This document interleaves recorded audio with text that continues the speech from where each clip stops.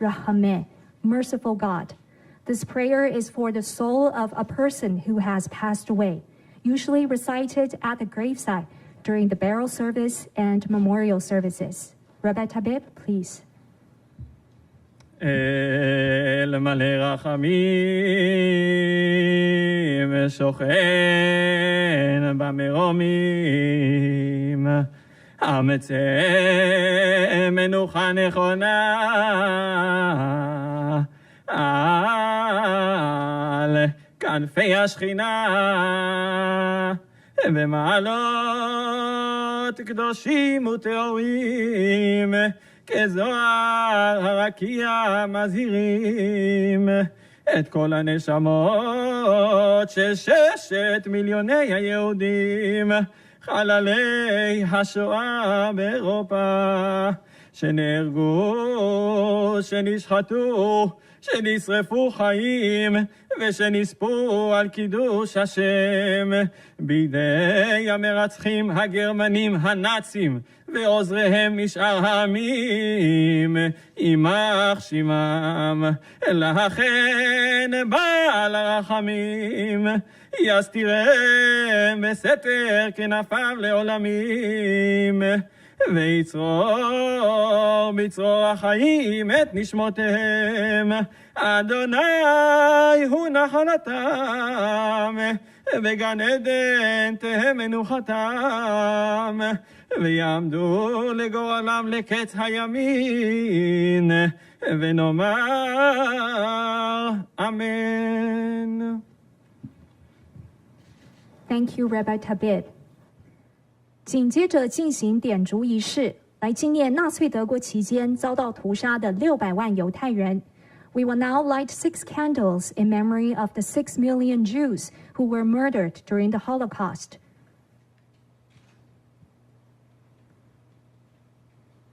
To begin with, we would like to invite Representative of Israel, Mr. Omer Caspi, to light the first candle in memory of his and his wife Galit's family's members who perished in the Holocaust. 首先邀请驻台北以色列经济文化办事处科斯毕代表来点亮第1根蜡烛。科代表及夫人的家人也是大屠杀的受难者。科代表点亮这根蜡烛，为的是纪念他们。Thank you. Please remain on the stage. For the second candle, we would like to invite Dr. Jörg Poster, General Director of German Institute Taipei. 再来请德国在台协会许佑格处长点亮第2根蜡烛。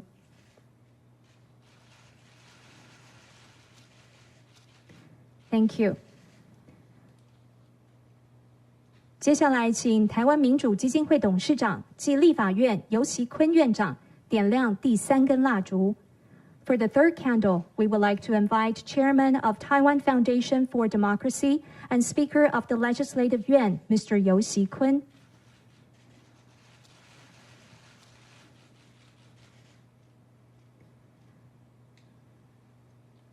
接下来，请外交部吴钊燮部长点亮第4根蜡烛。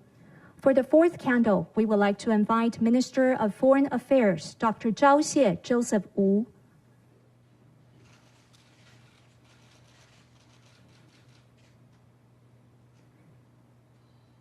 For the fifth candle, we would like to invite Rabbi Shalomi Tabib. 接下来，请 Shalomi Tabib Labi 点亮第5根蜡烛。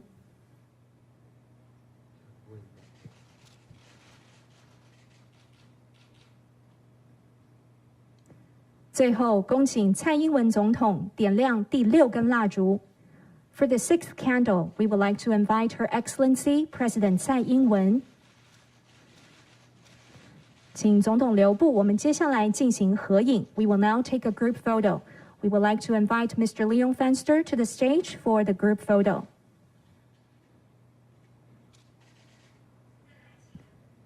请各位看向中间的摄影镜头。Please look at the camera in the center. 再来，请看向后方的摄影镜头 ，and please look at the cameras in the back.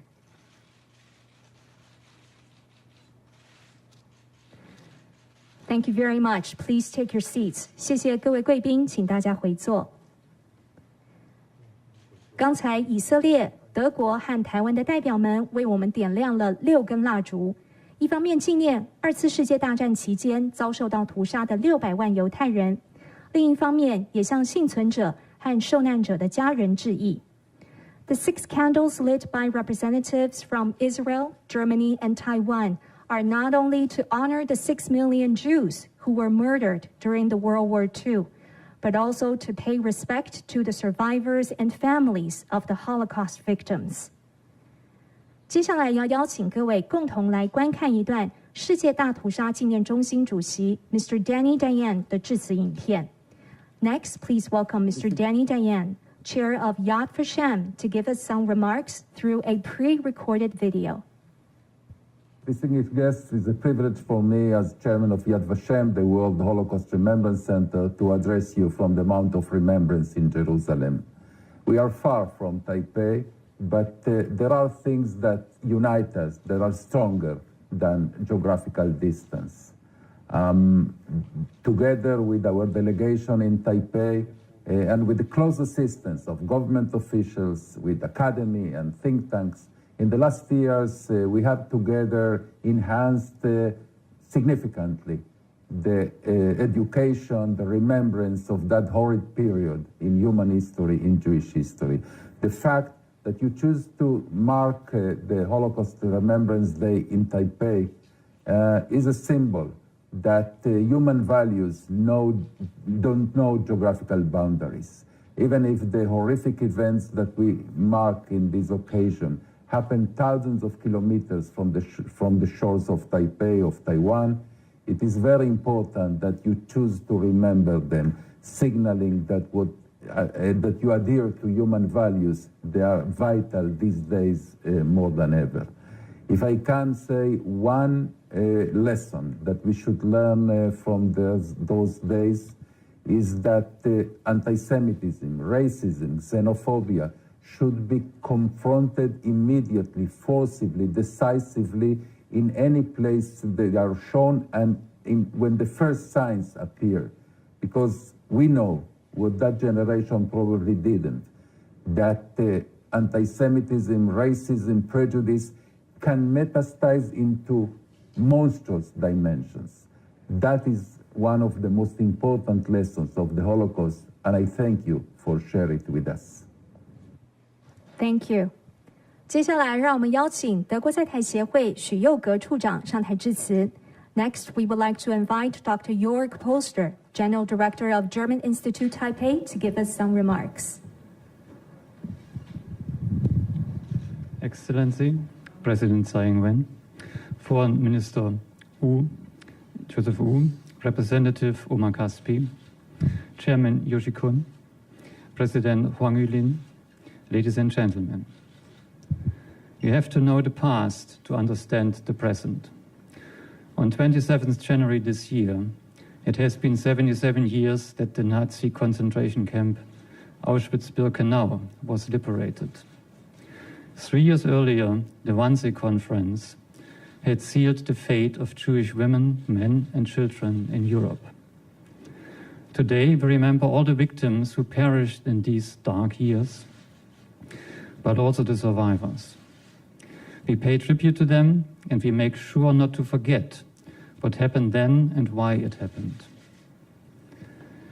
I remember visiting the concentration camp in Buchenwald as a young schoolboy, not far from my home in Sandelburg, Germany. What we saw goes beyond what words can describe. This visit, how difficult it was at the time, did in fact instill memories which are not forgotten, as they were meant not being forgotten, but to be kept alive. As we have just heard the testimony of the hardships during these years from Yad Vashem Chair Danny Dayan, who shared his memories with us today, my thoughts went back to my visit to Yad Vashem only a few years ago. We will hear more from Mrs. Quint and Mr. Deutsch. When we go about our daily lives and solve our personal issues, one by one, we tend to forget the cruelties of the past, as our mind tries to protect itself from these impressions we carry in us. This is exactly the reason why it is so important to keep the memory alive, to commemorate the victims of the Holocaust in Israel and in Germany, and also here in Taiwan. It is our responsibility to make sure that we do not inflict on each other hatred, racism, and anti-Semitism again. The trust rebuilt over the last decades corresponds with the spirit of reconciliation, which marks the new and peaceful path for Germany and Israel. As we come together here at this memorial event organized by the Israel Economic and Cultural Office in Taipei, the Taiwan Foundation for Democracy, and the German office in Taipei. Remembering the past and listening to testimonies will help us to strive for a world without genocide, a world of acceptance and justice. Looking ahead, we will keep remembering the Holocaust and its victims, and our never again stands as an expression of our enduring responsibility. When we decades ago agreed to learn from the past in order to protect the future, we meant both war and genocide, which more often than not, go hand in hand. Still, we meet here today at a time when another shadow is cast at us, in Eastern Europe by the Russian invasion of Ukraine. News have been reaching us telling of atrocities committed in this new war, which target, among many others, Jewish women, men and children, and even survivors of the Holocaust. While we were not able to prevent these events from unfolding, we must do everything to stop the fighting without delay. President Tsai, ladies and gentlemen, I'm grateful that we make this commitment together today, a world that remembers the Holocaust, a world without genocide, a world that finds its way back towards peace. Thank you. Thank you, Dr. Polster. Please take your seat. 再来，让我们邀请驻台北以色列经济文化办事处科斯毕代表上台致辞。Next, we would like to invite Mr. Omer Caspi, representative of Israel Economic and Cultural Office in Taipei, to give us some remarks. Her Excellency President Dr. Tsai Ing-wen, Chairman of Taiwan Foundation for Democracy and Speaker of the Legislative Yuan, Mr. Yossi Kun, Minister of Foreign Affairs Dr. Joseph Wu, President of Taiwan Foundation for Democracy Mr. Yuling Huang, Director General of the German Institute Taipei Dr. Jörg Polster, members of the Jewish community of Taiwan, ladies and gentlemen. It is with great honor that I stand here today representing the State of Israel on the occasion of the International Holocaust Remembrance Day in Taiwan. This year is the second time that we are holding this important event together with the Taiwan Foundation for Democracy and with the support of the Ministry of Foreign Affairs, and we deeply appreciate it. I would like to especially thank Ms. Rina Quint for her testimony that soon will be heard. Special thanks to Her Excellency President Dr. Tsai Ing-wen for honoring us with her presence here. A-19173. That was the prisoner number that was engraved by the Nazis on Leah Aharon's arm, as you can see in the picture on the screen. Like cattle, all prisoners that arrived in the Auschwitz death camp were marked in this way. They were stripped of their identity and their human dignity, becoming nameless numbers in the process leading to their inevitable extermination. It was the spring of 1944. Leah was only 21 years old. As she got off the train from her hometown in Romania, she was separated from her parents, who were sent directly to the gas chambers. She would never see them again. Together with a group of young women, she began months and months of daily hard labor under extremely difficult conditions that cannot be imagined. One day, they were instructed to take off their clothes and were taken to what she later realized were the gas chambers. For hours, together with hundreds of women crowded in the chamber, Leah waited for her execution. But a miracle happened. American planes bombed Auschwitz that very night, damaging its power system and preventing the gas chambers from working. Leah was taken out of the chamber. Her life had been saved. But the hardships continued. Leah had to walk for 3 weeks, 500 kilometers, all the way from Auschwitz in Poland to the concentration camp Theresienstadt in Czechoslovakia. Only there, the war was over and she was finally released. With the years, Leah got married, had children, and immigrated to Israel. Until her last day, she kept on telling how she heard her parents screaming in the gas chambers. Leah died at the age of 91, surrounded by her children and grandchildren. One of them is Galit, my wife, who was very attached to her. The story of Leah Aharon is a story of a human spirit that, from the most horrific inferno, knew how to make her way back to life. It also shows how Jews at that time had no control over their fate whatsoever, just like leaves in the wind, subject to the will of others. In Taiwan, Jews were always welcomed. Rabbi Ephraim Einhorn, both of whose parents perished during the Holocaust, arrived in Taiwan as early as 1975 and founded a local Jewish community that flourished ever since. Rabbi Einhorn passed away last year, and he will be deeply missed. About 3 months ago, the new Jeffrey D. Schwartz Jewish Community Center was inaugurated here in Taipei. An amazing creation, contains a uniquely rich Judaica museum and beautiful temple, will serve as a center for interfaith dialogue and education about the Jewish religion and heritage. These things are not taken for granted. As the number of anti-Semitic incidents across the world is on the rise, Jews have always felt safe in Taiwan. We are wholeheartedly grateful for that. It is wonderful to see how the bond of mutual respect and understanding between the Jewish and Taiwanese peoples is getting both stronger and wider.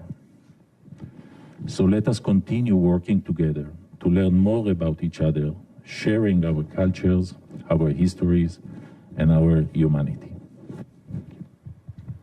Thank you very much, Representative Caspi. Please take your seat. 谢谢柯代表与我们分享 Leah 的故事，也期盼人类能够汲取历史的教训，并且也珍惜、捍卫我们得来不易的民主和自由。接下来，让我们恭请蔡英文总统上台致辞。Next, please welcome Her Excellency President Tsai Ing-wen. Representative Caspi, Director General Poster, Chairman Yu, Minister Wu, distinguished guests, ladies and gentlemen, good afternoon. I want to thank you all for coming here today to join us in remembering those who lost their lives in the Holocaust, paying tribute to those who survived, and acknowledging the sufferings of all the families and friends affected by this tragedy. My appreciation also goes to the Israel Economic and Cultural Office in Taipei, the German Affairs, the Ministry of Foreign Affairs, and the Taiwan Foundation for Democracy for organizing this important event. I also want to extend a special thanks to Holocaust survivor, Mr. Rina Queen, who will share her testimony with us later.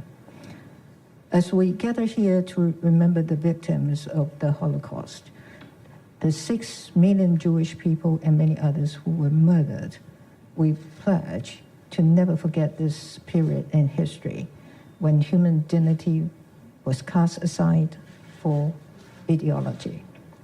We should also never stop fighting against the scourge of bigotry. In Taiwan, we are working to ensure that we also address the injustices of our past and uncover the atrocities committed under the authoritarian rule. This year marks the 25th anniversary of the 228 incident. The effects of the atrocities still linger among the people of Taiwan. After embarking on the endeavor these past few years in the pursuit of transitional justice, we are now entering a new phase. Taiwan is elevating transitional justice to a priority for the highest levels of the government. The Executive Yuan establishing new government bodies to further instill the values of transitional justice in our policy implementation. We hope this will help bring some closure and comfort to the victims of the White Terror era and their families, while realizing transitional justice in our country. Even though we have come quite a long way in our work to uphold human rights and fight discrimination, the world must continue to confront anti-Semitism and authoritarian aggression, which threatens the precious progress we have made. We are also seeing the horrifying effects of such aggression in Ukraine, which is experiencing destruction on a scale not seen since the Second World War. If we do not remember the mistakes of the past, we are bound to repeat them. And while we are all shocked and saddened by the recent events in Ukraine, we can be heartened by how the international community has come to the support of the Ukrainian people. We have also been deeply moved by the Ukrainian people's resolve in defending their country and their democratic way of life. By speaking out together against the invasion of Ukraine, we stand united behind the values that we share. That is democracy, freedom, transparency, and peace. As Jiang Weishui, a pioneering democracy activist in Taiwan, once said, compatriots must come together because there is true strength in unity. History teaches us that unity is essential in overcoming obstacles, and it has never been more important as we seek to overcome the challenges we face today. As we are confronted with the growing threat of authoritarianism, we owe it to the memory of those who came before us to protect the values of democracy and human rights. We will continue to work together with our democratic partners to uphold these values so that we can leave a better world to future generations. Thank you all again for being a part of this Holocaust Remembrance Day event. The memories of the Holocaust victims must be passed down from generation to generation, and it is incumbent on all of us to remember them. We must never forget. Thank you. Thank you. 谢谢总统，非常感谢总统莅临今天的纪念会，让我们恭送总统离场。Ladies and gentlemen, we thank President Tsai for attending the event today. 接下来，主办单位邀请犹太大屠杀的幸存者 Rina Quent 女士以及世界大屠杀纪念中心的主任 David Deutsch 来进行线上的对谈。两位呢，从以色列和我们进行连线，来分享 Rina Quent 女士的见证。And now, Holocaust survivor Ms. Rina Quent and Dr. David Deutsch, Head Desk of Asia and Africa Section at the International School for Holocaust Studies at Yad Vashem, will join us online, live from Israel, to share a testimony from Ms. Quent. Let's now hand the floor to Dr. Deutsch. Hello, everyone. It is wonderful to see you. Hello, Rina. I am delighted that Rina will be joining us for the next half an hour and telling us her story. Rina, let's go right into it. And I would like to begin with maybe tell us something about what you remember about your home. Okay, first I'd like to thank you very much for allowing us to come today. I feel very privileged to be alive, and I feel very privileged and honored to be able to speak to such a distinguished, illustrious audience. And thank you very much for caring of what happened. And we hope that the events of today will work out better than they are working out right now. My story is different from most Holocaust stories. First of all, 1.5 million Jewish children were murdered for no other reason that they were Jewish children.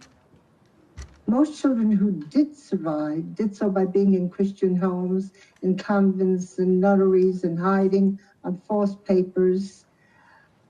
They had some people who helped them, not enough. My story is different because when you lose your mother and your father, your brothers and everybody in your family, you have no one.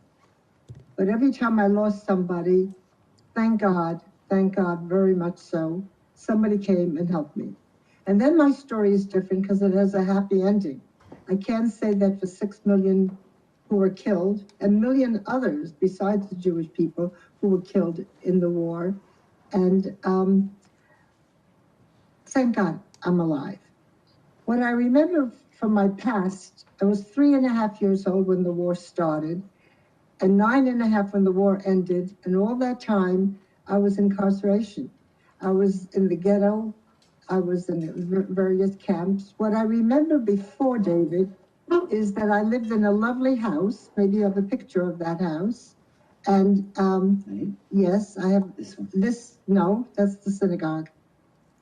Okay, yeah, this is one. This is the inside of the house. I have the outside. In 1989, I went back to Poland and I found lots of documents, including the house. And the Polish woman living in the house told me she remembered my father. I don't remember him, but I did get a lot of documentation. I wrote a book with somebody who did a lot of research for me. When I went back to 1989, I found the house. I found that my mother in 1930 had a store, and my father was a tailor, and they lived in a very nice house. I lived there with my mother and my father and my brothers.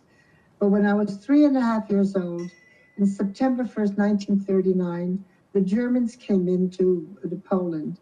And as soon as they came in, the war started. The Polish army was not ready for them. And I was outside with my mother and my brothers. Planes came in, tanks came in, the German army marched right in. The Polish army didn't even have proper shoes and proper uniforms. My mother quickly took us down to the cellar where there were potatoes and other things waiting because people sort of anticipated that this might happen. There were other neighbors who also came down there. The war started very, very quickly.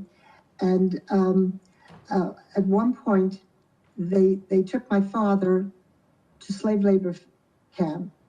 He was taken with other able-bodied men like my uncle, and he was lucky to be taken because people said that if you would work, they wouldn't take you to those other places, which were so terrible. Nobody believed that the Germans, cultured, civilized people, would have gas chambers and shootings and pits to shoot people right in. Nobody wanted to believe it, and nobody wanted to hear of it. My father was taken away. I remained in the house with my mother and my 2 brothers, David and Joseph. My mother must have come from a well-to-do family, and the reason I know that, because in 1930, when my parents were married, my mother made a pre-nuptial agreement where a lawyer wrote a contract of what she brought into the marriage, and she had some jewelry, and she had a coat, and she had furniture. My father apparently didn't have very much, but she wrote that. Can you imagine in 1930, without women's lib, she was willing to do things. She was way ahead of her time. My mother, because she had some money, was able to trade maybe her coat or her shoes or jewelry to get us bread. Because as soon as the Germans came in, they put a barbed wire fence around the Jewish section, and that was called a ghetto. And then sometimes later, people in surrounding villages couldn't stay there, and they came in. And the ghetto got very crowded.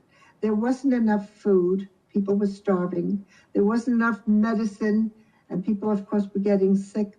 The weather was very cold, the way it is now when you see what's happening in Eastern Europe, and there wasn't enough heat. But we went along. But one day, there was banging down at the door, middle of the night, saying, "Rouse, rouse, fast. You have to get up, and you have to run down these terrible stairs." You can see them before. These? Yes, these stairs, but you have the next picture where, no, and we ran down the stairs, people fell on top of each other, people were crying, there were babies, there were old people, there were pregnant women, and we were brought into this big square. 2,000 people had been gathered around from the ghetto, and from there we were herded through the streets like animals, one after other, beaten and clubbed until we got to the synagogue. The synagogue, you can see it, it's a beautiful building, and it was not damaged so much during the war. But unfortunately, there are no Jews left in Piotrków, not a one. So the synagogue has been made into a library, which is better than a stable or completely torn down. But you can see in the library, you can see the books, and I'm there in that red jacket with two women whom I hired to help me find a lot of the documents, a lot of things that I thought I knew, but I wasn't sure of. In back of that synagogue, you can see a door. I was in this big room with my mother and my two brothers, and there was shooting and going on, and people were dropping dead. Chaos, pandemonium. You can see me pulling open the curtain of the library, and there behind it, you can see a picture of the 10 Commandments in Hebrew and bullet holes. Those bullet holes, if anybody stood near there or any place else, of course, if that bullet would get to them, they were shot. And where people were being shot all the time, and babies were thrown around. I was 6 years old at this point, and my brothers were like 8, 9 and a half. I'm sure I must have been holding on to my mother's arm. I'm sure my brothers must have been holding on to my mother, because that's what little children do. I'm sure my mother must have been holding on to me. I don't really have any documents to prove this. But in the back of that door that I showed you, there was a man. I'm not quite sure he was. I was calling him uncle. Maybe he was an uncle, or was the polite way of saying something to an older man. My name at that time was Fredja, or Fredel. I tell you at that time because I've had 6 different names. I've had 6 different names. I've had 6 different mothers. I was a boy. I was a girl. It's pretty amazing that I know who I am, but I do. This man told me to run. I don't know where I got the courage. I don't know where I got the nerve. Maybe my mother pushed me. Maybe God pushed me. I let go of my mother. I let go of my mother's hand. My mother let go of me, and she pushed me, and I ran. I don't know how a child of 6 would let go of her mother's hand when she's so scared, she's so petrified, and the bullets are flying. I ran out. The soldiers could have shot me. They could have bopped me over the head. They could have pushed me back. Maybe they didn't see me because there was pandemonium and chaos. Or maybe they figured, how far is this kid going to run? Let the next soldier shoot her. I don't know how it happened, but I ran out. That was the last time I saw my mother and my brothers and the rest of all those people, including many family members. Nobody in the family survived. They were taken to Treblinka. We have some pictures of Treblinka. And that's a picture of Treblinka. That's where they were taken.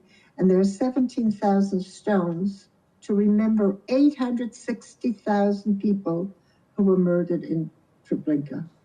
I never saw any of them. None of them stayed alive. Rina, can I ask you another question, which is actually a follow-up? It seems miraculous, just the mere fact that you passed sort of that one event. And I do know your story, and those events continue on and on, those sort of small, impossible events that happened to you. So I would like to hear from you, how is it that you did survive from this point on? Well, this man took me to my father, who was working in a glass factory. There were 3 factories in our hometown. There were slave labor camps run by the Germans. They worked very, very hard. When my father saw me, he hugged me and he kissed me, and he was so happy that I was still with him. He did not know what happened to the other people. I often think of my mother on taking that last ride on those cattle cars to Treblinka. Was she worried about her little boys, or was she worried about her baby daughter whom she let go out in that terrible neighborhood? I hope she's looking down to see that I am speaking to a beautiful group of people in Taiwan, people who want to remember and never forget, as you mentioned. I hope she's looking down and feeling that we do remember, and we feel so bad that there's a war going on at this point and so many people are getting killed. My father first hid me. When that was impossible, he said, we have to have a talk. And he said, from now on, you're not a girl anymore because girls are useless. You're a boy of 10, because boys over the age of 10 could work. And your name is no longer Fredja, it's now Froyem, a boy's name. He cut my hair. He found some clothes to put on me. I learned to speak Polish in the grammar of a boy. I had to be very careful going to the bathroom, getting undressed. I was a boy. More correctly, I was a man. I was a man who had to work. And my job was bringing water to the people in the factory, sometimes to drink it, because if they were so dehydrated and if they would faint or die, they wouldn't work. And their whole purpose was to have them work. But the water was also to put the glass that was manufactured from those hot ovens, the glass would cool it off. The people worked very hard. I brought that water every day. More than anything I remember in that camp were the dogs. They had big German vicious dogs. And any time one of our captors wanted to show who was in charge, if that dog would take a bite of your arm, it was like a death sentence. Because if you couldn't lift your arm, if you couldn't work, they would shoot you. If got infected, too bad. They would shoot you. They had plenty of people to take your place. The fear of those dogs never leaves you. Many of the men helped me out. They knew if somebody came in, someone of the Germans came in, they would try to hide me. People helped me out all the time.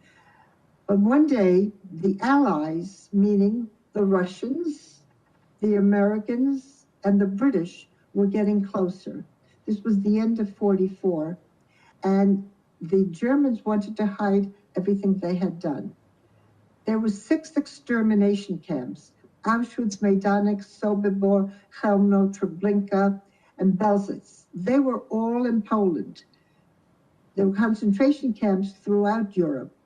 The Germans decided to take the people out of the extermination and concentration camps that were in Poland and send them to other places.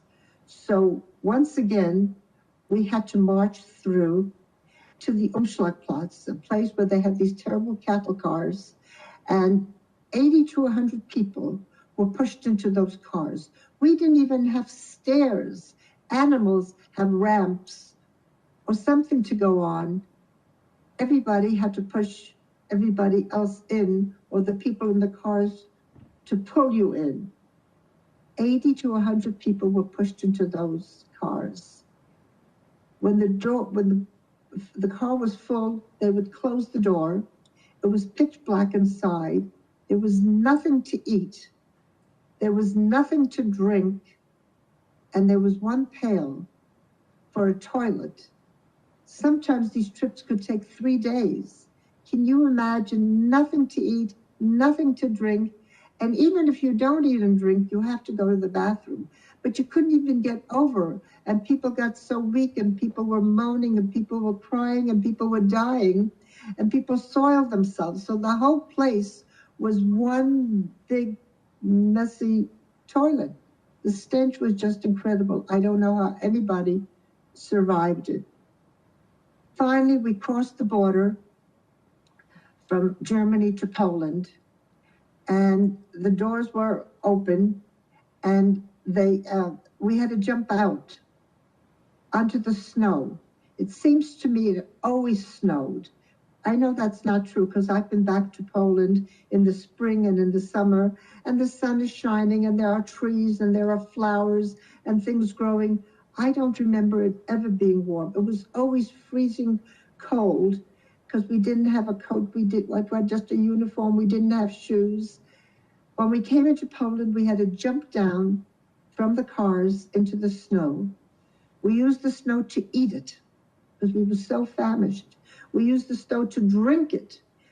And we used the light, because it had been so pitch black in those cars, to look around who was still there. And while we were looking around, there were people who came from, there were 3 camps: woodworking, tanning of leather, and the camp, the man's camp that I was with, was Hortensia Glass Factory. While we were getting used to this new situation, Germans on motorcycles, one driving and the other one sitting in the seat next to it, came, and with loudspeakers, they made an announcement: "You're being taken to camps. Men on one side, women on the other." My father had a problem right now because he knew, I didn't know anything, I was a child, but he knew that when you'd go into the camps, you would have to get undressed. You would have to take off all your clothes and leave all your belongings. If I would get undressed, they would see I'm not one of the men, and they would kill me, and they would kill my father, and anybody who tried to help me. My father gave me some pictures and of my mother and my father and 3 children, 2 boys and a girl. And he met a school teacher, and he asked her whether she would keep an eye on me. And he promised me. He promised that the war is going to be over right away. You can see the Allies coming in. War will be over. And he promised to meet me in our hometown in Piotrków in Poland. He promised, and fathers are supposed to keep their promises. My father didn't keep his promise. I never saw him again. I don't know if he was killed in Buchenwald. We have a train schedule, David, if you would show it. The Germans were very, very good about keeping all kinds of records. And this is a train schedule of the people who were taken from Poland to Buchenwald. I don't have anything about Bergen-Belsen because Bergen-Belsen was completely burnt down, all the records and everything that they had there. So he went to Buchenwald. I had a new mother, and the women were going to be taken to a place called Ravensbrück or Bergen-Belsen. We started walking in the snow. I didn't have a father, but I had a new mother. I don't even remember her name. But as we were walking in the snow, if somebody sat down for a minute, they were shot. If somebody fell down, they were shot. As you went along, there was blood and bodies and blood and bodies. And there we trudged along without shoes, or sometimes people had wooden clogs, which hurt so much when the snow got into them. Or they didn't have coats, they didn't have hats. I don't know how anybody survived it. And finally, when we got into Bergen-Belsen, just the way my father predicted, we had to get undressed and leave everything we had. I don't know that people had very much, but I did. I had a picture that my father gave me, and I was holding it in my hand, and I really was holding it very tightly. One of the Germans must have thought that either I had a diamond or jewelry or money. He pried open my hand. He must have been very disappointed because all I had was pictures. He tore them up and threw them away. To him, it was garbage. To me, it would have been, do I look like anybody? Do I resemble my mother or my father? Do my children look like anybody in the family? Do my grandchildren? Do my great-grandchildren? I have no idea what my mother, my father, and brothers looked like. I just don't remember that. We went into the showers, and when we, cold showers, and they were water, they were not gas. And when we came out, we were shivering because we were cold, because we were scared, we were humiliated. This woman, my new mother, stole a black coat. She took a black coat from the pile that somebody had left. She could have been killed for doing such a terrible thing. But I think she saved my life with that, because she kept the coat and her body heat around me. And maybe that gave us a little bit of heat, because it was freezing cold. And I don't know what happened to the woman. I don't know what happened to the coat. But these were the kind of toilets that you see that we went into. Can you imagine a whole group of women, 100 women going in at one time to take care of their needs? And if you didn't get into one of these toilets, you'd go into a pit outside. And you know how scary it is to go to take care of your needs in a pit in case you'd fall in there, what would happen? And these were the kind of barracks. By the time we got there, they were all broken down. Every woman, 5 or 6 women, when they came out of the showers, would get a blanket. Can you imagine covering yourself in a bunk bed like that, 5 or 6 women together?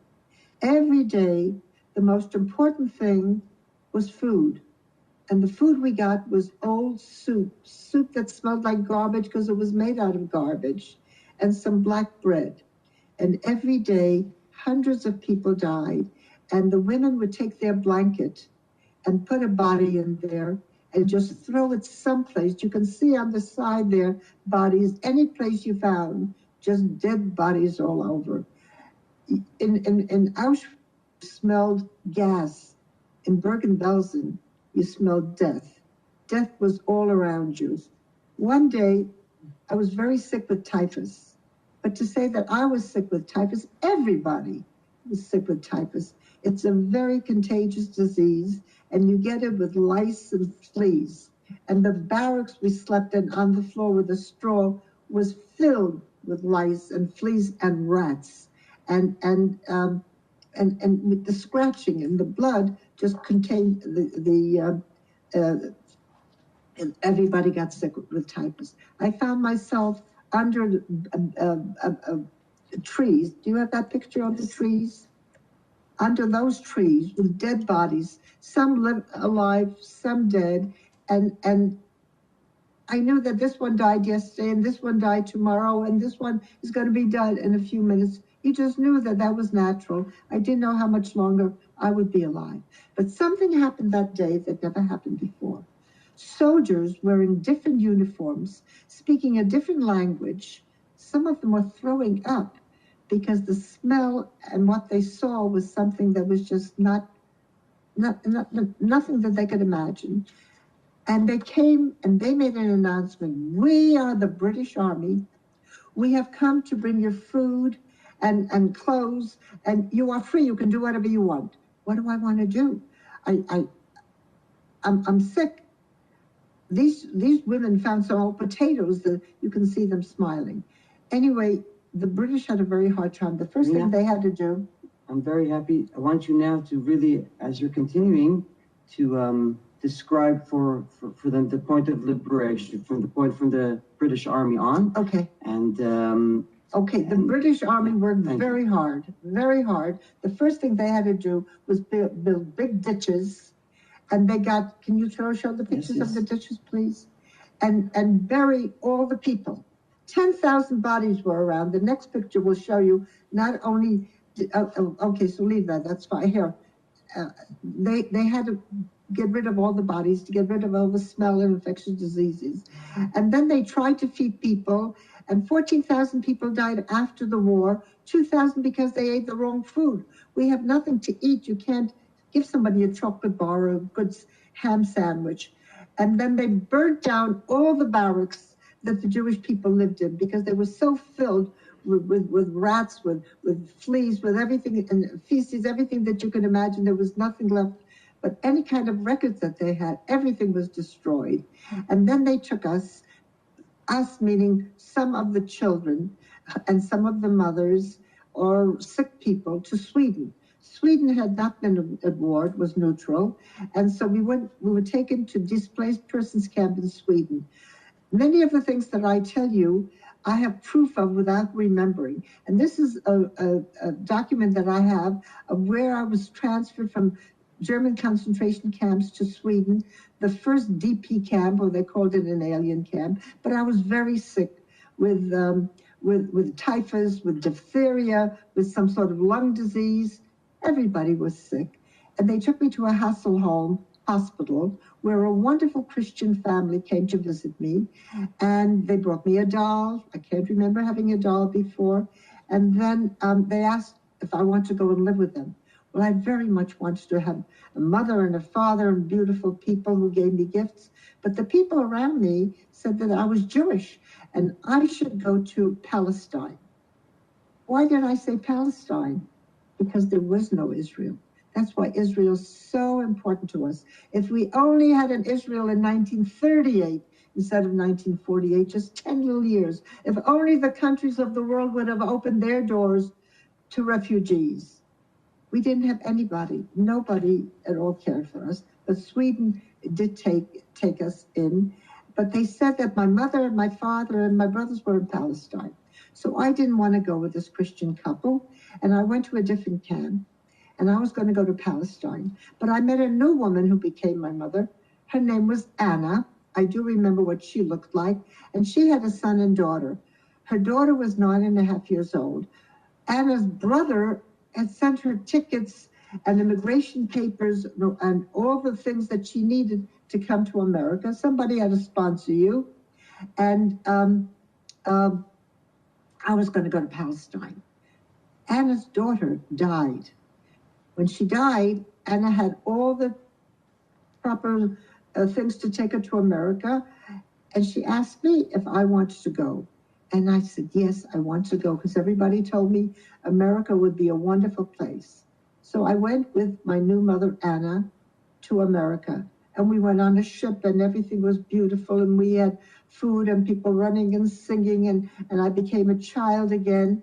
And the people in Sweden had really given us medicine and cod liver oil and puddings to fatten us up.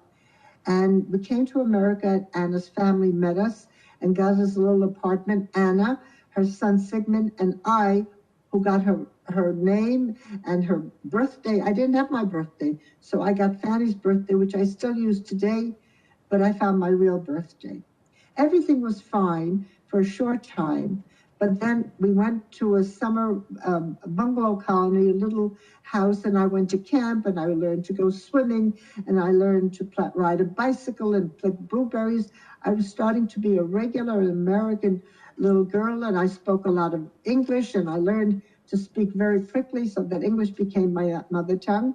But one day, Anna's family came, and everybody looked very sad and was crying. And he said, okay, you have to come with us now.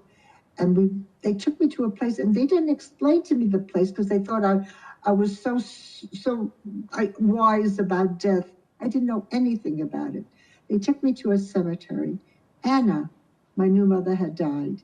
A lot of people after the war, we don't realize, they came back so sick, physically, emotionally, mentally.